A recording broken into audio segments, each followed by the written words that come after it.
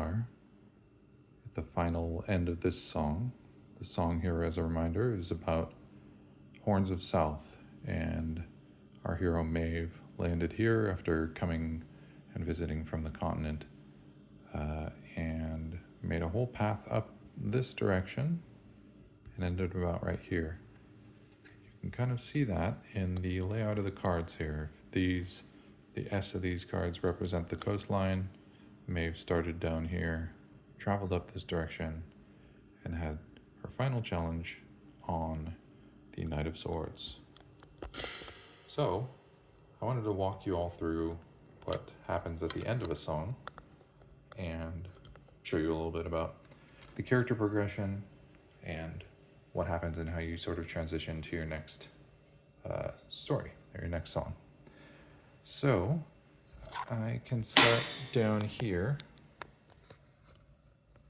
where my mini currently is. And I got some feedback in some of the last videos that it might be nice to actually be able to see the details of the iPad when I'm sort of reading stuff out of it and stuff. So I'll try to do that as much as I can here. So here we go. Let's look at what happened. Maybe first, before going into kind of the adding everything up, because that's really statistical, I can walk through some of a summary of the story that we had so far. So basically, I took down notes here of all the different stuff, but we can see here that Maeve's story started when she returned to Avalon after visiting the continent, and arrived at Horns of South, dedicated to rid Avalon of danger after seeing devastation back in the continent, which gave her some purpose to return to Avalon and continue her work of trying to help people out. So her first encounter, she was an exploration encounter that happened here at the Page of Wands. She found a corroded treasure chest, but it was sadly empty, which was how I interpreted a exploration failure where she had to do a perception check. Next, she ran across, so she moved here to the east, and she ran across some wreckage along the southern coast, floating in the water, and she saw some ominous churning out in the water. But she was able to successfully swim out, gather some supplies, some basic supplies, and swim back, out swimming the monsters, which is how I interpreted her success on her feats check, so that was a success. Then she went north to where she ran across a local hero, which I interpreted as sort of a guard that works, that was maybe manning the guard tower here in Horns of South, right here, where they fend off Fomorian invasions. And he offered to share some knowledge about how to fight the Fomorians, but demanded a favor. She tried to convince him to tell her what he knew, but unfortunately she failed her her communication check. This was an intrigue challenge. So he didn't trust that she would actually pay him back, and turned her away. So next, heading up the coast, she encountered a Fomorian patrol on the road. Having just met a guard and knowing that they were fighting the Fomorians, she tried to get out of the conflict. They were essentially blocking the path forward by convincing them that she was part of the guard and that the rest of her guard patrol was right behind her. This was a conflict check. She again failed her check of communication. So you can see a trend here of communication failures. They didn't believe her that she was, either that she was part of the guard or that she had reinforcements. So they basically attempted to kill her and chased her off. And she had to essentially run off into the wilderness and take another path and continued north. So that was, her next challenge was, she came across, as she was sort of stalking through the wilderness and heading north, she came across a pack of weird, crazed, enraged boars that just basically attacked her out of the blue. Got in a combat challenge. They gored her pretty severely. She took 9 out of 15 health damage. but she was able to defeat them, and she was able to retrieve a bale hook from one of their hides here. That was the minor treasure that I got for the success. So that was one of her successes in combat.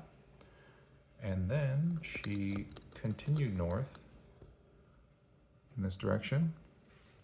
Her next encounter was let's see here, she stumbled on a slave camp where she ran across,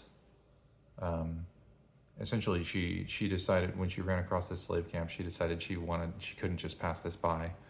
She wanted to try to make a difference and help these slaves escape. So she got captured herself, and it turned out that the prison guard was a previous member of her clan that she was able to convince through a compassion check that he should remember the values that their clan operated under and release her and the slaves.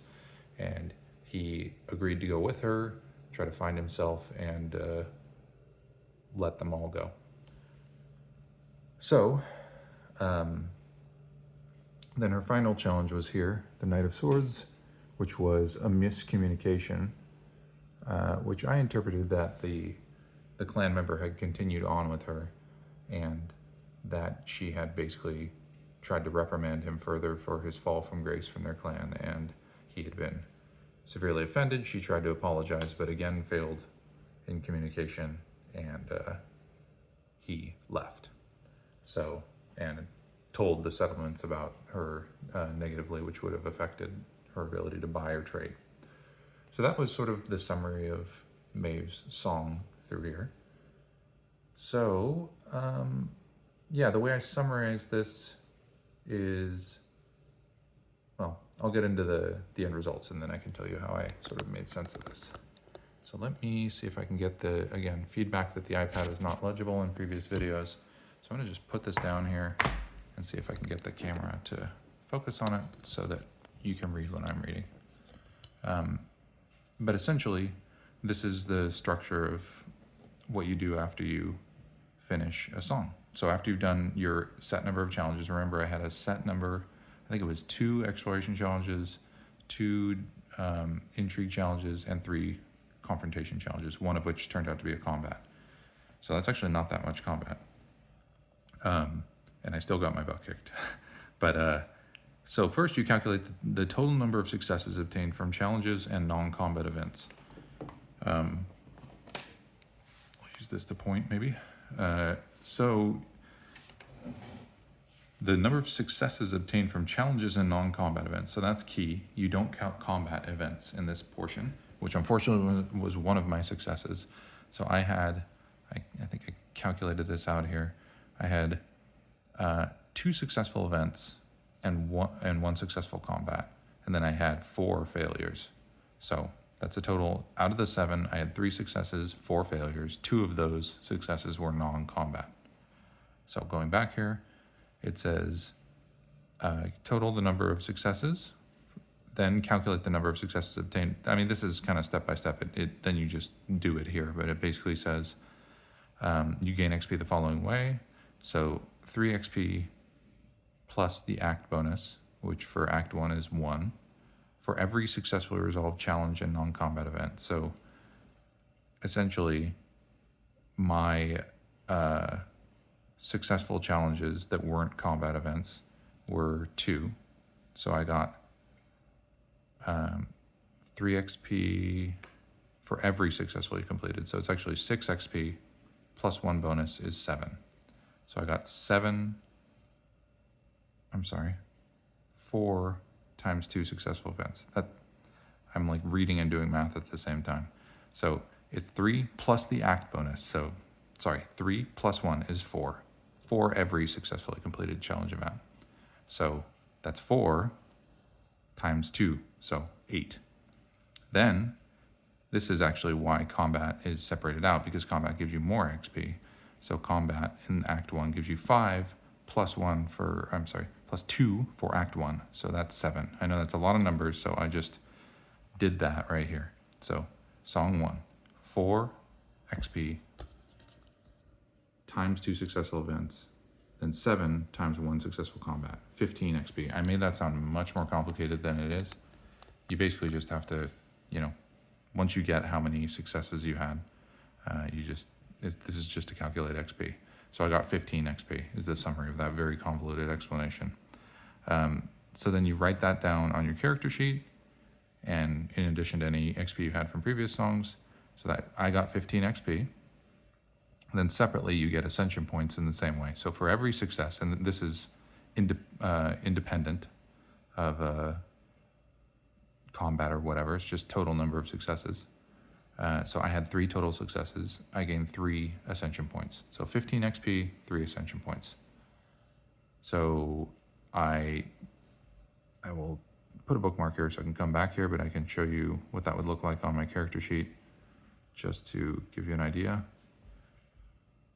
So here is where you would put the 15 XP, and the ascension points go here. So I marked off 3 ascension points.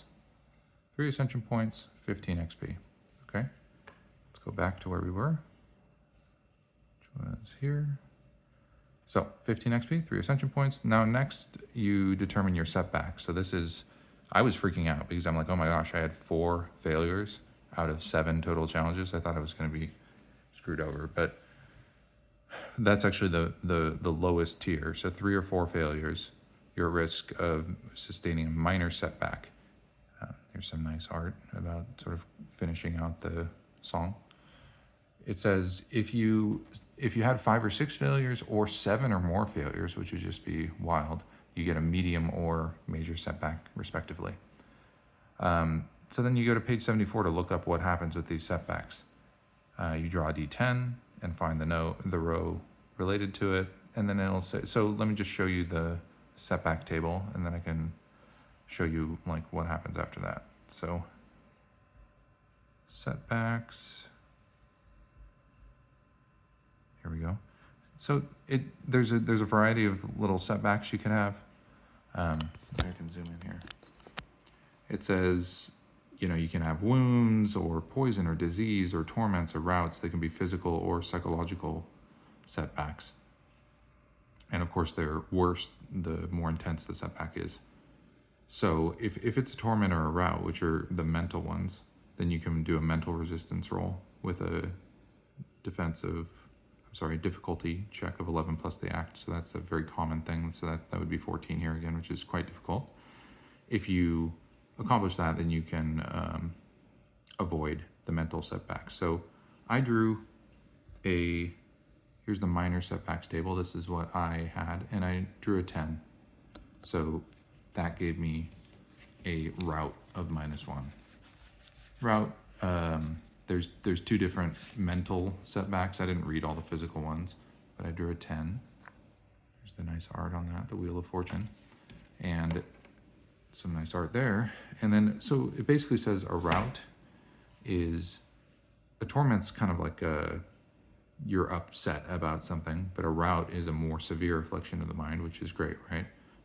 It basically only affects you during combat, but it will give you some negative to both your attack and defense for the next combat, which, you know, honestly, maybe isn't that bad, although combats can be pretty intense.